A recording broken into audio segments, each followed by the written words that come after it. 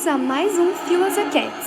Apresentado por Ana Clara Ubi, Lívia Bueno, Mariana Ferreira e Estela Domingues.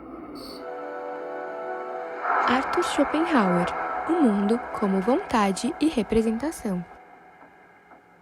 Schopenhauer nasceu na Polônia no dia 22 de fevereiro de 1788. Foi um filósofo alemão do século XIX. Fez parte de um grupo de filósofos considerados pessimistas. Tinha uma visão do mundo com valor negativo à vida e à existência. Geralmente defendia como uma predominância empírica das dores sobre os prazeres que a vida ontológica ou intrinsecante a diversos seres vivos. Nasceu numa família rica e sua mãe era escritora, defendendo uma postura muito liberal para a época. Após o suicídio do marido, passou a viver com um jovem amante. O filósofo reprovava abertamente essa conduta, somando aos seus despontamentos com a figura materna. Suas decepções amorosas lhe transformaram em um misógino convicto. Carregou por toda a sua vida um grande rancor pelo sexo feminino.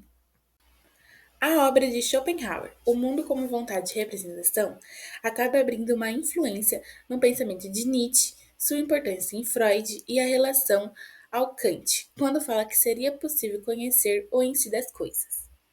O em si das coisas é apresentado por Schopenhauer como sendo a vontade. Isso significa, para além daquilo que podemos pensar refletidamente, existe um significado, sendo um significado mais profundo para o mundo. Ele se revelaria a nós não a partir daquilo que nós conseguimos representar, mas todo tipo de experiências que acontecem a nós internamente por meio do corpo. O corpo seria então um tipo de chave de compreensão, a partir de que todo mundo começaria a ser decifrado, ou seja, cada fenômeno e manifestação, seja ela no reino material, vegetal, animal ou humano, são cumpridas.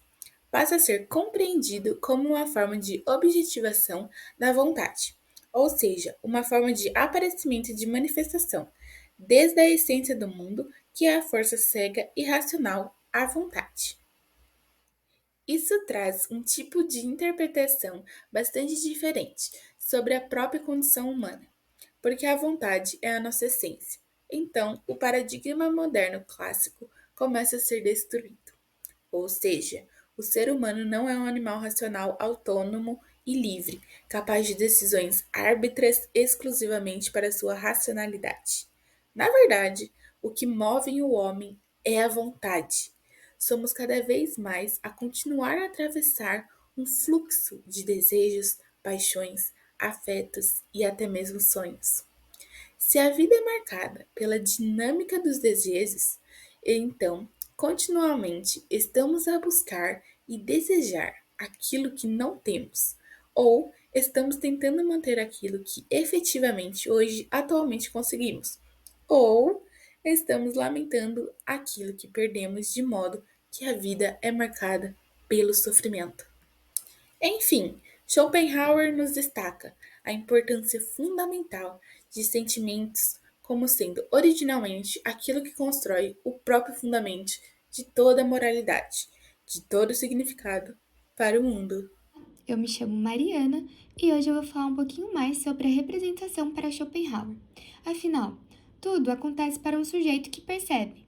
Ele é o pilar do seu próprio mundo. Sem ele, não há representação. Toda a massividade do universo encontra-se na vaporosidade da consciência. As imagens nascem nesse âmaga entre corpo e mundo, sujeito e objeto.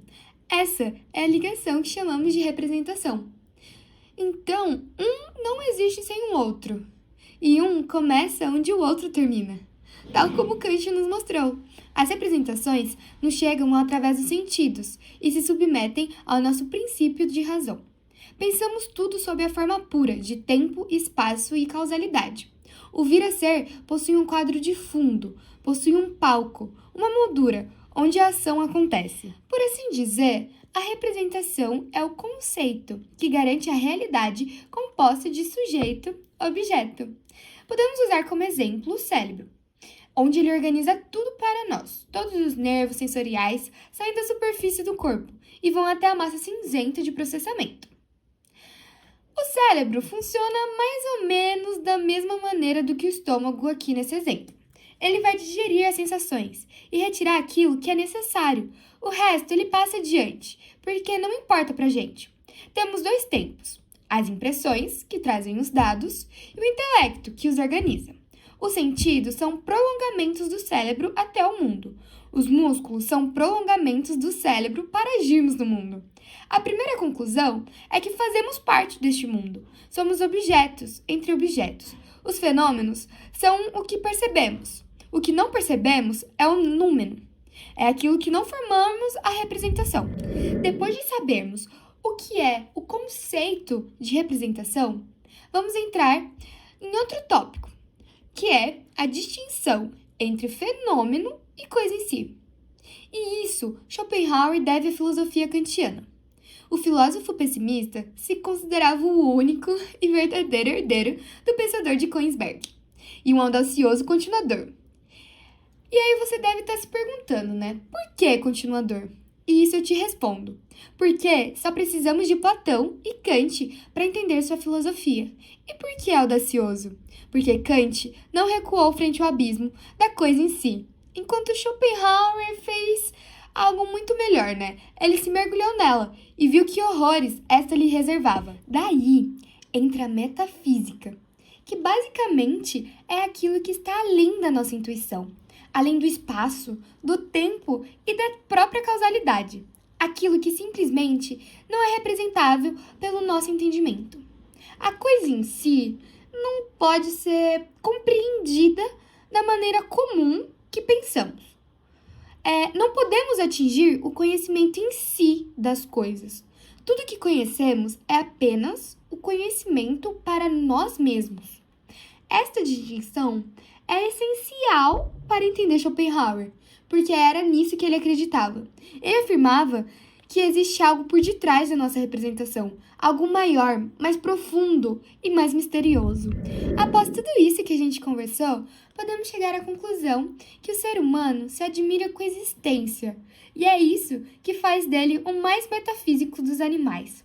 O que é tudo isso? De onde viemos? Para onde estamos indo? Estas são perguntas respondidas principalmente pela religião, mas não passa de metafísica barata, platonismo para o povo e respostas fáceis para Schopenhauer. A religião está baseada na fé, por isso é rasa. Ele quis mais, e é isso que ele oferece e acredita.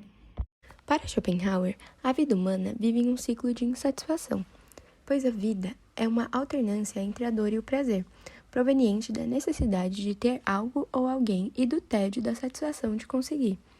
O desejo, então, por sua essência, seria a dor, pois a satisfação dele traz a saciedade. Segundo ele, enquanto o prazer exige um grande esforço de representação, a dor é algo natural e inerente ao ser humano. A dor é a essência do mundo. Schopenhauer enxerga até uma positividade na dor, pois ela é capaz de renovar o espírito, enquanto o prazer inevitavelmente levará ao tédio decorrente justamente da falta de dor. Ele sugere que a ética seria uma forma de elevação, pois quando nos identificamos com a ideia de unidade, passamos a viver a compaixão e assim conseguimos superar a vontade, obtendo uma possibilidade de cessar essa roda de sofrimento. Arthur Schopenhauer, chamado de filósofo do pessimismo, entrou para a história com a imagem carrancuda de um velho ranzinza mal amado e invejoso, mas com seus motivos, pois houve um tempo em que a Europa estava mergulhada em caos. Guerras, pobrezas e sofrimento despedaçaram as terras e pesaram os corações dos homens. Era uma época sombria, na qual a luz da esperança parecia ter se apagado, e foi nesse cenário desolador que surgiu a sua filosofia. Ele, um filósofo destemido, buscava nas profundezas da sua mente as respostas que pudessem aliviar as aflições do mundo. Não se permitia sucumbir às tentações otimistas que a razão iluminista oferecia, com suas promessas de liberdade, propósito, alma e divindade. Não, Schopenhauer escolheu trilhar um caminho diferente, um caminho que levaria ao coração sombrio da filosofia, a descoberta da vontade. E a partir desse momento tudo se tornou ainda mais obscuro. O mundo revelou-se completamente irracional, aos olhos de Schopenhauer, Não havia um rumo certo, nem para melhor, nem para pior. O mundo apenas se transformava, devorando a si mesmo, consumindo tudo o que encontrava pelo caminho. Foi com ele que a razão recebeu seu golpe final. Um golpe tão poderoso que levaria muito tempo para se recuperar. Nesse novo mundo desprotegido, o homem se via nu, vulnerável diante de uma realidade indiferente e até mesmo cruel. Schopenhauer usava sua razão para nos mostrar a irracionalidade que nos envolvia, um oceano de forças que nos manipulava como marionetes. Nossas ações eram limitadas, nossa influência mínima diante desse poder avassalador. Restava-nos apenas seguir com prudência, buscando abrigo sempre que possível. Assim, sua história nos leva a refletir sobre as sombras que permeiam a existência humana, num mundo dilacerado onde a razão é abalada e a irracionalidade prevalece. Resta-nos encontrar a serenidade e a sabedoria para enfrentar os desafios que se apresentam. Que possamos, em meio a essa obscuridade, encontrar um lampejo de esperança e compreensão. Arthur Schopenhauer está na lista dos últimos grandes filósofos que arquitetaram um grande pensamento na forma de sistema. Com toda certeza, Um Mundo como Vontade e como Representação é a obra mais completa e ambiciosa do pensador alemão. Foi publicada em 1819, quando Schopenhauer tinha apenas 26 anos. A sua obra está dividida em 4 partes. Permita-me contar a primeira parte de uma história que começa com as palavras impactantes de Schopenhauer. O mundo é minha representação. Essa frase marca o início de sua obra filosófica mais importante. A tese fundamental de sua concepção é que o mundo só nos é dado como uma representação, como um fenômeno. Portanto, o mundo é pura aparência, pura representação. No entanto, o cerne e a essência do mundo não estão nele mesmo, mas sim naquilo que condiciona sua aparência exterior. Schopenhauer chama essa entidade de vontade. Para ele, o mundo é tanto representação quanto vontade. A representação é a objetividade da vontade. É a vontade manifestada como um objeto e sujeita ao princípio formal do conhecimento, o princípio da razão. Essa objetividade se manifesta em diferentes graus, desde as forças básicas da natureza, passando pelo mundo orgânico, pelas formas de vidas primitivas e avançadas, até chegar ao grau mais alto de objetividade que conhecemos, o ser humano. No entanto, entre o objeto e a vontade há um intermediário. Schopenhauer o identifica como a ideia platônica. Essa ideia é a manifestação adequada da vontade em um determinado grau de objetividade. Cada grau de objetividade cresce em complexidade, sendo uma forma mais completa e detalhada de objetivar a vontade. Assim, somos convidados a contemplar a relação entre a representação e o princípio da razão. O mundo se revela como uma miragem, uma ilusão que nos é apresentada pela nossa percepção. Porém, por trás dessa aparência enganosa, reside a vontade primordial, a força matriz que permeia todas as coisas. E é por meio das ideias, dos diversos graus de objetividade, que a vontade se manifesta, revelando-se em toda sua complexidade e diversidade. Continuando agora com a segunda parte, falando sobre a objetivação da vontade. O mundo como representação, como o espelho da vontade, só pode ser compreendido em sua totalidade quando consideramos a manifestação simultânea e recíproca das diversas ideias. Essas ideias lutam entre si pela pouca matéria disponível, buscando expressar suas características individuais. As formas superiores assimilam as inferiores e as subjugam em um processo de assimilação por predominância. No entanto, chega um momento em que essas formas superiores são vencidas pelas resistências das formas inferiores e acabam diante delas, retornando à matéria que havia tomado, permitindo que as formas inferiores expressam suas características ao seu próprio serviço. Assim, o ciclo da natureza se completa. Entre todas as ideias, entre todas as formas de vida e forças naturais, uma guerra eterna persiste. E é nessa luta constante que os objetos nunca conseguem expressar plenamente suas respectivas ideias. Eles se apresentam sempre com uma certa alteração, uma imperfeição inerente, e é por isso que apenas as ideias são as objetividades adequadas da vontade. Essa batalha incessante entre as ideias nos revela a natureza dinâmica e em constante transformação do mundo. Nenhum objeto pode capturar em sua totalidade a essência da vontade, pois está sempre coberto de conflitos e limitações. As formas da vida e as forças naturais seguem esse eterno fluxo, um processo alternado de vitórias e derrotas, de denominação e subjugação. Nessa história filosófica, somos convidados a contemplar a natureza imperfeita das manifestações da vontade. Os objetos que nos cercam são apenas vestígios, reflexos distorcidos das ideias que os animam. E apesar dessa imperfeição, é nesse jogo eterno de forças que a vida se desenrola, que a natureza se renova e se transforma. Que essa reflexão nos inspire a reconhecer a complexidade e a rapidez da existência, e a encontrar uma apreciação profunda por esse espetáculo contínuo de luta e renovação que nos envolve. Na terceira parte da obra de Schopenhauer, ele mergulha no estudo da arte, uma forma que permite conhecer a representação independentemente do princípio da razão. É nesse momento de contemplação estética que o objeto preenche completamente a consciência do sujeito.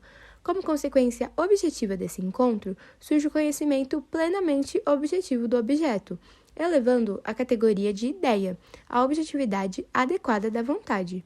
E como consequência subjetiva, o indivíduo experimenta o esquecimento de si mesmo, tornando-se uma pura faculdade cognitiva, um sujeito do conhecimento puro. É a partir desse autoesquecimento, quando o conhecimento liberta o indivíduo de sua própria vontade, que a satisfação proporcionada pela contemplação estética surge. Schopenhauer nos ensina que quanto mais belo um objeto, mais próximo ele está de expressar plenamente a sua ideia, livre de distorções. O autor explora diversas formas de arte em sua busca por demonstrar que todas elas têm o propósito de permitir o conhecimento das objetividades adequadas da vontade, das ideias em seu sentido platônico, não no sentido kantiano. Ele nos leva por um passeio através das diferentes manifestações artísticas, desde as mais simples até as mais complexas, mostrando como cada uma delas busca revelar a essência das coisas, a manifestação mais pura da vontade. Nessa jornada pela arte, somos convidados a experimentar o poder transformador da contemplação estética. É nesse momento que nos entregamos completamente ao objeto, transcendendo nossa individualidade e encontrando uma conexão profunda com a essência do mundo. A arte nos proporciona um vislumbre da verdade última, da manifestação direta da vontade em sua forma mais sublime. Que essa história nos inspire a apreciar a arte em todas as suas formas, a mergulhar na contemplação estética e a permitir que o conhecimento das ideias platônicas nos conduza a uma compreensão mais profunda da realidade que nos cerca. Já na quarta parte de sua obra, Schopenhauer revela-se uma fonte inspiradora para o existencialismo e o niilismo. Aqui, ele aborda a grande questão levantada pelo célebre verso de Hamlet: ser ou não ser? O filósofo inicia investigando a vida e a morte, como uma anula a outra por meio da procriação, garantindo a sobrevivência da espécie e a continuação da expressão da ideia. Em seguida, ele estuda a liberdade e conclui que, no sentido estrito do termo, liberdade da causalidade, ela se restringe à própria coisa em si, à vontade, enquanto todo fenômeno, sempre submetido ao princípio da razão, não é livre. No entanto, há um caso em que a liberdade da vontade penetra no fenômeno, quando ele se nega, quando ocorre a renúncia ascética, a negação da vontade.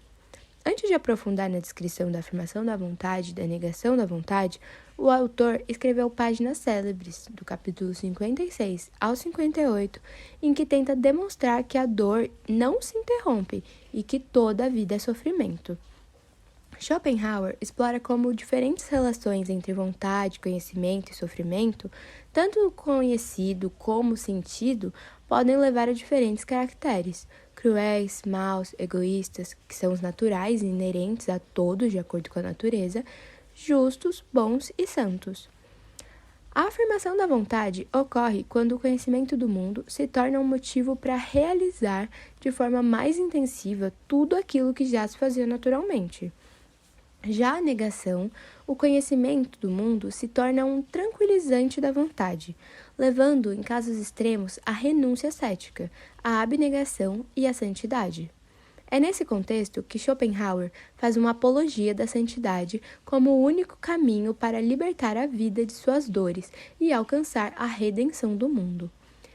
Essas reflexões filosóficas nos convidam a questionar a natureza da existência, a explorar os diferentes caminhos que podemos seguir diante das dores e dos sofrimentos inevitáveis da vida.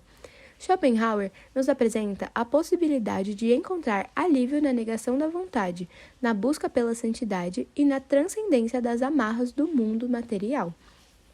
É um convite para refletirmos sobre o significado de nossa existência e buscar uma redenção que vá além das aflições do cotidiano. Que essa história nos inspire a questionar, a buscar respostas e a encontrar nosso próprio caminho diante dos desafios e dores que enfrentamos. Que possamos encontrar a sabedoria para compreender, a coragem para transcender os limites da condição humana. E ficamos por aqui. Obrigada por assistir.